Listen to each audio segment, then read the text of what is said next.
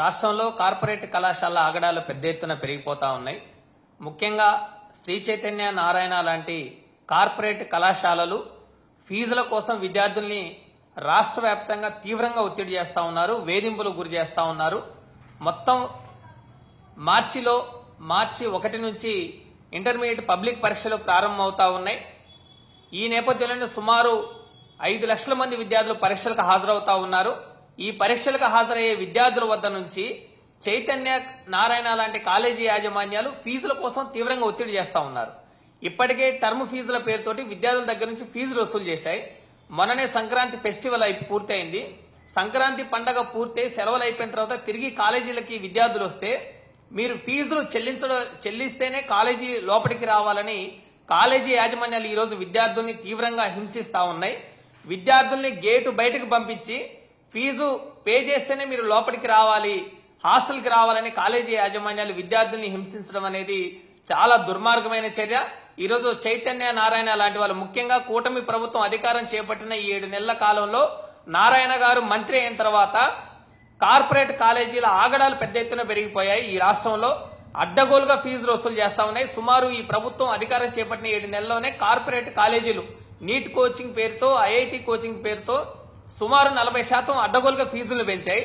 ఒకవైపు ఫీజులను పెంచడంతో పాటు ఫీజులు ఇన్ టైంలో మీరు చెల్లించకపోతే కాలేజీకి రావద్దు, బయటికి వెళ్లిపోండి అని కాలేజీల నుంచి విద్యార్థుల్ని బయటికి పంపిస్తున్న సంఘటనలు రాష్ట్ర వ్యాప్తంగా జరుగుతా ఉన్నాయి. ముఖ్యంగా విజయవాడలో గోశాల శ్రీ చైతన్య కాలేజీలో 2nd ఇయర్ విద్యార్థి గౌతమ్ అనే విద్యార్థి ఫీజు చెల్లించలేదని కాలేజీ యాజమాన్యం విద్యార్థిని కాలేజీ లోపలికి అనుమతించకుండా గేటు బయటకు పంపించారు.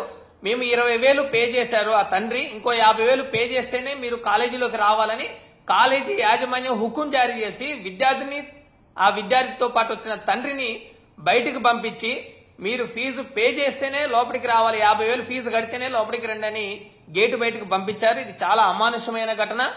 దీనిపైన ఇంటర్మీడియట్ అధికారులు తక్షణమే చర్యలు తీసుకోవాలని వైఎస్ఆర్ విద్యార్థి సంఘం తరఫున మేము డిమాండ్ చేస్తా ఉన్నాం. ముఖ్యంగా ఈరోజు కార్పొరేట్ కాలేజీ యాజమాన్యాలు నీట్ కోచింగ్ పేరుతో 3 లక్షల రూపాయల పైగా ఫీజులు వసూలు చేస్తా ఉన్నారు. ఈరోజు Goshala Sri Chaitanya college NEET coaching student అతను గౌతమ్ సుమారు 2 లక్షల రూపాయలు ఫీజు, ఇప్పటికే 1 లక్ష రూపాయల పైన పే చేశారు. 20,000 రూపాయలు మేము పే చేస్తాము, మిగిలిన 50,000 కొంత టైం ఇవ్వండి అని టైం బాండ్ పేరెంట్ అడిగితే టైం బాండ్ ఇవ్వకుండా కాలేజీ యాజమాన్య విద్యార్థిని బయటకు పంపించడం అనేది చాలా అమానవీయమైన ఘటన. ఇది విద్యార్థికి చదువు నిరాకరించే హక్కు కాలేజీ యాజమాన్యానికి లేదు. మీరు ఒక్కసారి కాలేజీలో చేరిన తర్వాత టర్మ్ ఫీజుల పేరుతో ఫీజులు కొంత పే చేసిన తర్వాత మీరు చదువు చెప్పాల్సిన బాధ్యత కాలేజీ యాజమాన్యాలకు ఉంది. విద్యార్థిని బయటికి పంపించే హక్కు మీకెక్కడిది? విద్యని నిరాకరించే హక్కు మీకెక్కడిది? మీరు ఫీజు వసూలు చేయాలంటే, ఫీజు అడగాలంటే విద్యార్థి తల్లిదండ్రులు ఉంటారు కదా, తల్లిదండ్రులని తండ్రి వచ్చాడు విద్యార్థితో పాటు, తండ్రిని ఫీజు అడగకుండా విద్యార్థిని ఎందుకు మీరు బయటికి పంపించారని మేము ప్రశ్నిస్తా ఉన్నాం. అందుకనే విద్య పేరుతోటి ఈరోజు ఒక దోపిడీ జరుగుతా ఉంది. సొసైటీల పేరుతోటి రిజిస్ట్రేషన్లు చేసుకొని ప్రభుత్వాల నుంచి పన్ను రాయితీలు చేసుకొని పెద్ద ఎత్తున ఫీజుల దోపిడీ కొనసాగిస్తా ఉన్నారు. ఈ రోజు రాష్ట్ర వ్యాప్తంగా చైతన్య నారాయణ లాంటి విద్యా సంస్థలు సొసైటీ ముసుగులో ఫీజుల దోపిడీ యథేచ్ఛగా కొనసాగిస్తా ఉంటే ఈ ప్రభుత్వం ఏం చేస్తా ఉంది? అయ్యా లోకేష్ గారు, మీరు ఏం చేస్తా ఉన్నారు? మీ రెడ్ బుక్ రాజ్యాంగం అమలు చేయడం అంటే ఇదేనా? విద్యార్థిని క్లాసులు తరగతిలోకి రాకుండా ఫీజు చెల్లిస్తేనే మీరు రావాలని హుకుం జారీ చేసే కార్పొరేట్ కాలేజీ యాజమాన్యాలపైన మీరు ఏ విధమైన చర్యలు తీసుకుంటా ఉన్నారు? మీరు రెడ్ బుక్ రాజ్యాంగంలో భాగంగానే విద్యార్థులను చదువు చెప్పకుండా బయటికి పంపిస్తున్నారని మా వైఎస్ఆర్ విద్యార్థి సంఘం తరఫున మేము ప్రశ్నిస్తా ఉన్నాం. ప్రభుత్వానికి చిత్తశుద్ధి లేదు. ఫీజుల పేరుతో యథేచ్ఛగా ఫీజుల దోపిడీ కొనసాగుతా ఉంది. ఫీజుల నియంత్రణ కమిటీ అమలు చేయడం లేదు. ఫీజుల నియంత్రణ కమిటీని అమలు చేయించాల్సిన బాధ్యత ప్రభుత్వాల మీద ఉంది. కూటమి ప్రభుత్వం అధికారం చేపట్టిన 7 నెలల్లోనే ఫీజుల పైన మానిటరింగ్ లేదు. గత 5 ఏళ్ల జగన్మోహన్ రెడ్డి గారి పరిపాలనలో పాఠశాల విద్యలో గాని, ఇంటర్మీడియట్ విద్యలో గాని, ఇంజనీరింగ్ కళాశాల విద్యలో గాని మొత్తం ఫీజుల మానిటరింగ్ బ్రహ్మాండంగా చేసి ఫీజుల నియంత్రణ కమిషన్ ని వేసి ఆ పర్యవేక్షణ కమిషన్ ఏ విధంగా పనిచేస్తుందో దాని మీద మానిటరింగ్ చేసిన చరిత్ర గత 5 ఏళ్లలో జగన్మోహన్ రెడ్డి పరిపాలనలో ఉంటే, జగన్మోహన్ రెడ్డి గారు అమలు చేసిన సంస్కరణలు బ్రహ్మాండంగా ఉంటే ఈ రోజు కూటమి అధికారం చేపట్టిన 7 నెలల్లోనే ఇంటర్మీడియట్ విద్యను నిరాకరించే విధంగా కార్పొరేట్ కాలేజీ యాజమాన్యాలు విద్యార్థుల్ని ఫీజులు చెల్లించడం లేదనే పేరుతోటి ఫీజులు మీరు చెల్లిస్తేనే కాలేజీ తరగతి గదిలోకి రావాలని హుకుం జారీ చేసి బయటికి పంపిస్తున్న ఘటనలు 7 నెలల మీ పరిపాలనలోనే జరుగుతున్నాయంటే ఈ కూటమి ప్రభుత్వ పరిపాలన ఎంత అరాచకంగా ఉందో, ఎంత అడ్డగోలుగా ఉందో మనం అర్థం చేసుకోవచ్చు. ఈ ప్రభుత్వం ఫీజుల కోసం సామాజిక సేవల ముసుగులోనే రిజిస్ట్రేషన్లు చేయించి సొసైటీల పేరుతోటే కాలేజీ యాజమాన్యాలు అడ్డగోలుగా ఫీజులు వసూలు చేస్తా ఉన్నాయి. ఈ రోజు నారాయణ మంత్రి అయిన తర్వాత ఇంటర్మీడియట్ బోర్డుని నారాయణ అడ్మినిస్ట్రేషన్ ఆఫీస్ గా మార్చేసి నారాయణ కాలేజీ ప్రిన్సిపల్ ని ఇంటర్మీడియట్ బోర్డులో పెట్టేసి అడ్డగోలుగా వ్యవహారం చేస్తున్న పరిస్థితి రాష్ట్ర వ్యాప్తంగా ఉంది.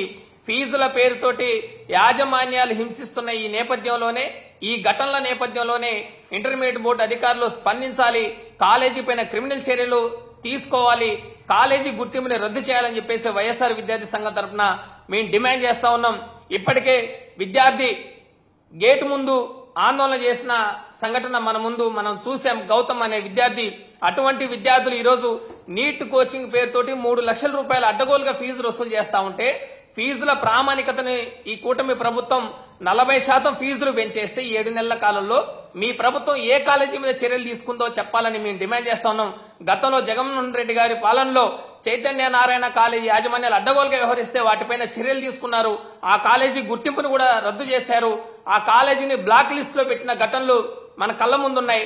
కానీ ఈ ప్రభుత్వం 7 నెలల పాలనలోనే కార్పొరేట్ జూనియర్ కళాశాలలు డే స్కాలర్స్ పేరుతో, రెసిడెన్షియల్ పేరుతోటి ఫీజులని మొత్తం విభజించి డే స్కాలర్ కి 1,50,000 రెసిడెన్షియల్ కాలేజీలు ఉంటే వాటికి 3.5-4 లక్షల రూపాయలు ఫీజు వసూలు చేసి ఐఐటి పేరుతో, జేఈ పేరుతో, అదేవిధంగా నీట్ కోచింగ్ పేరుతోటి లక్షలాది రూపాయలు అడ్డగోలుగా తల్లిదండ్రుల నుంచి వసూలు చేస్తా ఉంటే ఇంటర్మీడియట్ బోర్డు గాని ఈ ప్రభుత్వం గాని ఎందుకు స్పందించడం లేదు, ఎందుకు చర్యలు తీసుకోవడం లేదని మేము ప్రశ్నిస్తా ఉన్నాం. ఫీజుల పేరుతోటి విద్యార్థులను బయటికి పంపించే నైతిక హక్కు కాలేజీలకు లేదు. ఫీజు చెల్లించేది తల్లిదండ్రులు. మీరు తల్లిదండ్రులను అడగాలి. కాలేజీలు చేస్తున్న ఈ తమాషాలను ఇకనైనా తక్షణమే విరమించుకోవాలని మేము చెప్తా ఉన్నాం, డిమాండ్ చేస్తా ఉన్నాం. రెండోది, ఏ బాధిత విద్యార్థులు ఎవరైతే ఉన్నారో ఈ బాధిత విద్యార్థుల్ని తరగతి గదిలోకి మీరు అనుమతించకుండా ఫీజు చెల్లించడం లేదనే పేరుతోటి మీరు బయటకు పంపించి గందరగోళం సృష్టించి విద్యార్థిని మానసికంగా హింసించే ఈ సంఘటనలు ఏవైతే ఉన్నాయో వీటిని తక్షణమే విరమించుకోవాలి. ఫీజు చెల్లించడం లేదని తరగతి గది నుంచి బయటకు పంపించిన విద్యార్థి మానసిక ఆందోళనలకి, మానసిక భయాందోళనలకు గురై ఈ రోజు ఆత్మహత్యలు చేసుకునే పరిస్థితి రాష్ట్ర వ్యాప్తంగా ఉంది. ఇప్పటికే చదువుల పేరుతోటి ఒకవైపు విద్యార్థులు ఇబ్బందులు గురవుతా ఉన్నారు, ఫీజుల పేరుతోటి యాజమాన్యాలు హింసిస్తా ఉన్నాయి. ఈ మానసిక హింసకు గురైన విద్యార్థులు ఈ రోజు ఆత్మహత్యలు చేసుకుంటున్న పరిస్థితి కార్పొరేట్ చైతన్య నారాయణ జూనియర్ కళాశాలలో పెద్ద ఎత్తున నెలకొని ఉంది. 7 నెలల కూటమి పాలనలో కార్పొరేట్ విద్యా సంస్థలు విద్యార్థులు పిట్టల్లాగా రాలిపోతున్నా గానీ మీరెందుకు చర్యలు తీసుకోవడం లేదు, మీరెందుకు కమిటీలు వేయడం లేదు, మీరెందుకు ఏ కాలేజీ పైన ఒక్క చర్యైన 7 నెలల కాలంలో చైతన్య నారాయణ లాంటి విద్యా సంస్థల మీద ఒక్క చర్యైన మీరు తీసుకున్నారని మేము ప్రశ్నిస్తా ఉన్నాం. కూటమి ప్రభుత్వం చెప్పే మాటలకి చేసే పనులకి మధ్య చాలా వ్యత్యాసం ఉంది. లోకేష్ గారు, నారాయణ లాంటి మంత్రి గారు ఆయన కాలేజీలో జరుగుతున్న దారుణాలు గాని, శ్రీ చైతన్య కళాశాలలో జరుగుతున్న అడ్డగోలు వ్యవహారాలన్నిటిపైన ఏమాత్రం చర్యలు తీసుకునే పరిస్థితులు ఈ ప్రభుత్వం లేదు.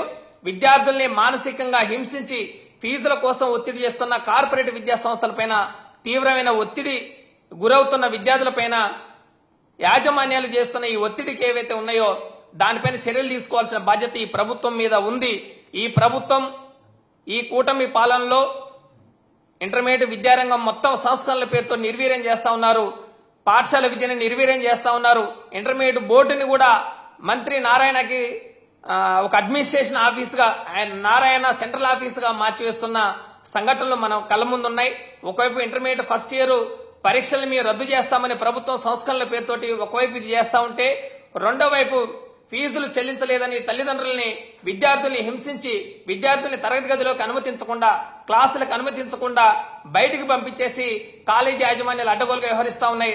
ఒక్క బుక్స్ ఫీజుకే కార్పొరేట్ విద్యా సంస్థలో, నారాయణ, చైతన్య లాంటి కార్పొరేట్ విద్యా సంస్థల్లో పుస్తకాల ఫీజు 18,000 రూపాయలు ఉంది. ఈ రోజు బైజూస్ లాంటి కంటెంట్ ని జగన్మోహన్ రెడ్డి గారు గతంలో బ్రహ్మాండంగా ఉచితంగా పాఠశాల స్థాయిలో విద్యార్థులకు అందిస్తే, కార్పొరేట్ జూనియర్ కాలేజీలు ఈ రోజు ఇన్ఫినిటీ యాప్ పేరుతో, మెటా ఇన్ఫినిటీ యాప్ పేరుతోటి వేలాది రూపాయలు ఫీజుల్ని విద్యార్థుల దగ్గర నుంచి వసూలు చేస్తున్నా గానీ ప్రభుత్వము, ఇంటర్మీడియట్ బోర్డు ఏమాత్రం స్పందించడం లేదు, పట్టించుకోవడం లేదు. పుస్తకాల ఫీజు, యూనిఫామ్ ఫీజు, ఒక్క యూనిఫామ్ ఫీజు 1700 రూపాయలు వసూలు చేస్తా ఉన్నారు. ఒక్క ఐడి కార్డుకి 450 రూపాయలు, 50 రూపాయలు విలువ చేసే ఐడి కార్డుకి కార్పొరేట్ కాలేజీ యాజమాన్యం 450 రూపాయలు వసూలు, ముక్కుబిండి వసూలు చేస్తా ఉంటే, తల్లిదండ్రులు ప్రశ్నిస్తా ఉంటే వాళ్ళని ఏమాత్రం ఖాతరు చేయకుండా అడ్డగోలుగా ఫీజులు వసూలు చేస్తా ఉంటే ఈ ప్రభుత్వము, ఇంటర్మీడియట్ బోర్డు ఏమాత్రం స్పందించడం లేదు. ఫీజుల నియంత్రణ కమిటీ లేదు. ఫీజుల్ని అజమాయిషీ చేసే పరిస్థితి కూటమి ప్రభుత్వంలో లేదు.